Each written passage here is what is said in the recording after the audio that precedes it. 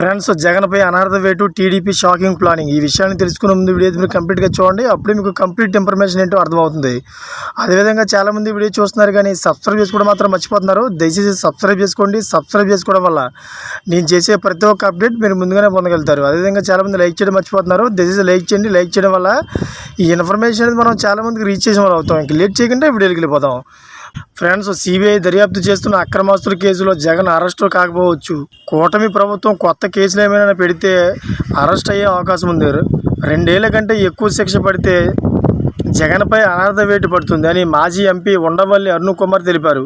శుక్రవారం ఆయన స్థానిక విలేకరులతో మాట్లాడారు. చంద్రబాబు నాయకత్వంలోని కొత్త ప్రభుత్వానికి అభినందనలు తెలిపారు. ఈసారి ప్రజలు కేవలం జగన్ పోవాలనే కసితోనే ఓట్లేశారు. మరో ఆలోచన ఏదీ చేయలేదు. అందుకే జగన్కు ప్రతిపక్ష హోదా కూడా లభించలేదు. జగన్ చేసినవన్నీ కక్షతోనే చేశాడని మెజార్టీ ప్రజలు నమ్మారు.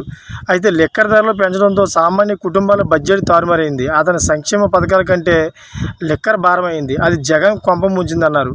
టీడీపీ బలమైనది, కేడర్ ఉంది. కానీ వైసీపీకి జగన్ వాలంటీర్లే పార్టీ లేదు. అయితే వైఖరి మారాలి. ఎందుకు ఓడిపోయామనే దానిపై జగన్ సమీక్ష చేసుకోవాలన్నారు. ఇవాళ మోదీ భవిష్యత్తు చంద్రబాబు, నితీష్ కుమార్ నిర్ణయాలపై ఆధారపడి ఉంటుంది.